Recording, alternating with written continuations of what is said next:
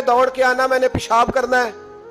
मैं दौड़ के जाता हूँ, माँ को उठाता हूँ, मैदा कमजोर है, बुढ़ापा है, तो मैं बाथरूम तक जाता नहीं, अम्मा पहले मेरे ऊपर पेशाब कर देती है। हुजूर जब मैं छोटा था मैं अम्मा पे पेशाब करता था, अब अम्मा मेरे ऊपर करती है, हक तो अदा हो गया ना।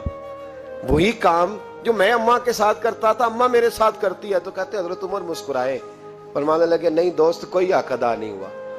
कहने लगा हुजूर कैसे नहीं हुआ, मैं वही सारी ड्यूटी कर रहा हूं।